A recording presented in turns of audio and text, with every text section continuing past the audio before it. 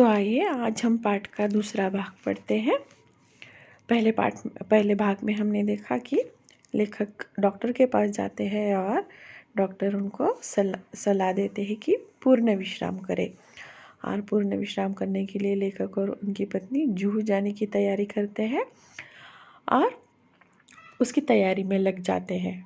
और तैयारी करते करते वो क्या एक दूसरे से बात कर रहे, काम कर रहे हैं, ये सब वर्णन हमने देखा। इसके आगे देखते हैं। गुलबंद तो रख लूँगी, लेकिन तुम कहीं बेदिंग सूट रखना न भूल जाना, नहीं तो नहाना धरा रह जाएगा। तो लेखक की पत्नी कहती है कि मैं गुलबंद तो रख लूँगी, लेकिन तुम कहीं बेदिंग सूट यानी नहाने का सूट रखना न भूलना, नहीं तो फिर नहाना धरा रह जाएगा।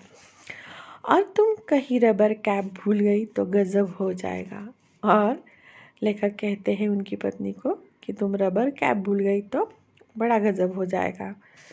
वह तो रख लूँगी, लेकिन कुछ नोट पेपर लिफाफे भी रख लेना, और देखो राइटिंग पैड भी न भूल जाना। तो वो एक दूसरे को याद दिला रहे हैं कि क्या क्या रखना है। राइटिंग पैड का क्या करोगी? लेखक पूछते हैं उनकी पत्नी को। कई दिन से माँ की चिट्ठी आई पड़ी है, जूहू पर खाली बैठे जवाब भी दे दूँगी, यूँ तो वक्त भी नहीं मिलता। तो लेखक की पत्नी कहती है कि माँ की चिट्ठी आई पड़ी है और मैं उनको जवाब दे दूँगी, कब से वो आई पड़ी है, ऐसे तो वक्त नहीं मिलता घर में।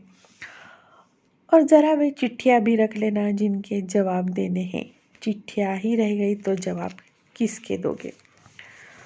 तो वो कहती है कि जो चिट्ठियाँ आई थी उनको भी रख लेना जिनके जवाब देने बाकी थे। और सुनो, बिजली के बिल और बीमा के नोटिस आ पड़े हैं, उनका भी भुगतान करना है, उन्हें भी डाल लेना। उस दिन तुम धूप का चश्मा भूल गए तो सर का दर्द चढ़ गया, इसीलिए कहती हूँ छतरी भी रख लेना। तो लेखक की पत्नी उनको याद दिलाती है कि क्या क्या लेना है। और ये सब बातों में वो ये भूल रहे हैं कि वो विश्राम करने जा रहे हैं, हाँ, जबकि वो कामों की लिस्ट बना रहे हैं कि जूहू जाकर उनको क्या क्या काम करना है। अच्छा बाबा, रख लूँगा। और देखा, धूप से बचने की क्रीम भी रख लेना, शाम तक छाले न पड़ जाए, वहाँ बहुत करारी धूप पड़ती है। तो जूहू पर बहुत करारी धूप पड़ती है, इसीलिए धूप से बचने की क्रीम भी रख लेना, ऐसा लेखक कहते हैं। श्रीमती जी कहती तो जा रही थी कि रख लूँगी, लेकिन ढूंढ रही थी नेल कटर। लेखक की पत्नी जो है वो नेल कटर ढूंढ रही थी, जबकि लेखक उनको कह रहे थे कि ये रख लेना, वो रख लेना, और वो कह रही थी कि रख लूँगी, पर वो ढूंढ रही थी नेल कटर। कैंची, ब्रश और सब तो मिल गया था, लेकिन नेल कटर नहीं मिल रहा था, इसलिए बहुत घबराई हुई थी। सब उनको मिल गया था, पर उनको नेल कटर नहीं मिल रहा था, इसलिए वो घबराई हुई थी। और इसी घबराहट की वजह से लेखक का जो ब्लड प्रेशर था, वो रक्तचाप था, वो बढ़ गया था। मैंने कहा जाने दो नेल कटर, बाकी सब चीज़ें तो रख लो। इधर मैं अपने लिए नया अखबार और कुछ ऐसी किताबें थैले में भर रहा था जो बहुत दिनों में समालोचना के लिए आई थी, और सोचता था कि फुर्सत में समालोचन कर दूंगा। तो लेखक कहते हैं कि उनके पास बहुत सारी किताबें थी जिनका समालोचन करना बाकी था। और समालोचन उसे कहते हैं जो किसी किताब या अखबार नहीं, पर किताब के बारे में अच्छे और बुरे गुण बताता है। यानी कि अगर किसी किताब में कुछ गलत हो रहा है, उसकी भाषा गलत है, या फिर कुछ गलतियां हैं या अच्छे गुण हैं, तो वो जो लेखक है उसको वो बताना। इसीलिए एक समालोचक होता है, वो ऐसी बातें लेखक को बताता है। यानी लेखक यानी लिखने वाले को बताता है, ना कि ये पाठ के लेखक को। तो लेखक कहते हैं कि ऐसी बहुत सी किताबें थे, तो वो उन्होंने किताबें थैले में झोंक ली। उनकी कई कतरनें इधर उधर बिखरी पड़ी थी। अच्छा, कई दिनों से कविता करने की भी धुन सवार हुई थी। उनकी कई कतरनें इधर उधर बिखरी पड़ी थी। अभी कई दिनों से उनको लग रहा था कि मैं कविता लिखूं, कविता लिखूं, और उन्होंने कुछ कुछ लिख कर रखा था जो इधर उधर बिखरा पड़ा था। उन्हें भी जमा किया। सोचा काव्य प्रेरणा के लिए जूह से अच्छी जगह और कौन सी मिलेगी। तो वो कहते हैं कि जो उन्होंने लिख के रखा था इधर उधर जो पड़ा था वो भी जमा किया, और उनको लग रहा था कि कविता लिखने के लिए, कविता लेखन की प्रेरणा के लिए जुहू से अच्छी जगह नहीं मिलेगी। देखो, वो आराम करने जा रहे थे और क्या क्या काम कर रहे थे। आखिर कई अटैची यानी सूटकेस, कई थैले, कई झोले भरकर हम जुहू पहुँचे। 5-7 मिनट तो हम स्वप्न लोक में विचरते रहे। जब वो जुहू पहुँचे तो 5-7 मिनट में वो स्वप्न लोक में घूम रहे थे। हम समुद्र में नहाने को चल पड़े। समुद्र तट पर और भी नहा रहे थे, और लेखक और उनकी पत्नी समुद्र तट पर नहाने के लिए गए, जहाँ पर दूसरे लोग भी थे। एक ऊंची लहर ने आकर हम दोनों को ढक लिया। लहर की उस थपेट से न जाने श्रीमती जी के मस्तिष्क में क्या नई स्फूर्ति आ गई कि उन्होंने मुझसे पूछा, तुम्हें याद है बरामदे की खिड़की को तुमने अंदर से बंद कर दिया था या नहीं?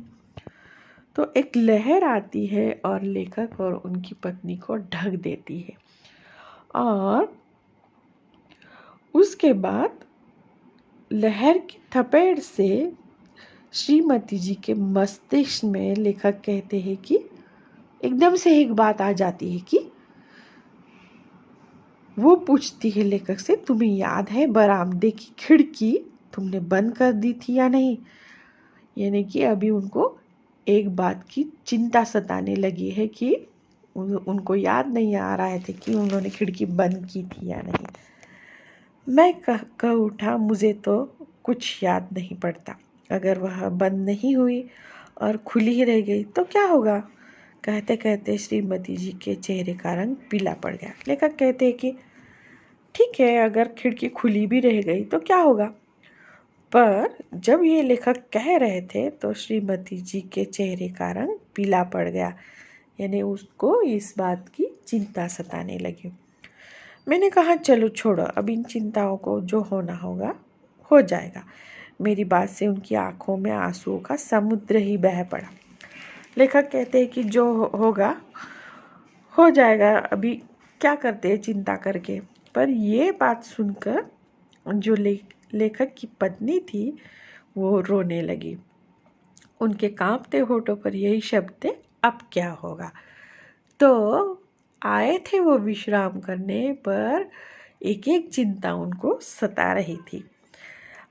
और अगर खिड़कियां खुली रह गई तो होगी तो घर का क्या होगा, यह सोच उनकी अधीरता और भी ज़्यादा होती जा रही थी। खिड़कियां खुली रहेगी तो घर का क्या होगा, वो सोच रही थी। जिस धड़कन का इलाज करने को जुहू पर आया था वह 10 गुना बढ़ गई थी। तो धड़कन तेज होने की वजह से डॉक्टर ने कहा था कि विश्राम कर लो, पर जुहू जाने की तैयारी, सामान जुटाना, जब 2 दिन का वक्त मिलेगा तब क्या क्या काम करना, और वहाँ पहुँचने के बाद वापस घर की याद दिलाना। तो ये बातों से लेखक की दिल की धड़कन 10 गुना ज़्यादा बढ़ गई थी। मैंने तेज़ी से मोटर चलाई। मोटर का इंजन धक धक कर रहा था, लेकिन मेरा दिल उससे भी ज़्यादा तेज़ रफ्तार से धड़क रहा था। जिस रफ्तार से हम गए थे दूनी रफ्तार से वापस आए, और जैसे वो गए थे वैसे ही वो वापस आ गए। अंदर आकर देखा कि खिड़की की चटकनी बददस्तूर लगी थी, सब ठीक ठाक था। और घर में आकर उन्होंने देखा कि जो खिड़की की चटकनी थी यानी कुंडी थी वो ठीक ठाक लगी हुई थी और सब बददस्तूरी यानी ठीक ठाक था। मैंने ही वह लगाई थी, लेकिन लगाकर यह भूल गया था कि लगाई या नहीं। और इसका नतीजा यह हुआ कि पहले तो मेरे दिल की धड़कन बढ़ी थी, अब श्रीमती जी के दिल की धड़कन बढ़ गई। मुझे याद आ रहे थे पूर्ण विश्राम और पूर्ण निरोग। साथ ही यह विश्वास भी पक्का हो गया था कि जिस शब्द के साथ पूर्ण लग जाता है वह पूर्ण भयावह हो जाता है। तो लेखक कहते हैं कि उन्होंने वो कुंडी लगाई थी, चटकनी लगाई थी और वो भूल गए थे, पर उसका नतीजा यह हुआ कि पहले तो उनकी दिल की धड़कन बढ़ी, बाद में श्रीमती जी की दिल की धड़कन बढ़ी और उनको याद आ रहे थे डॉक्टर के शब्द जो पूर्ण विश्राम और पूर्ण निरोग उन्होंने बोला था। तो लेखक कहते हैं कि उनको विश्वास पक्का हो गया था कि जिस शब्द के साथ पूर्ण लग जाता है वह पूर्ण भयावह हो जाता है।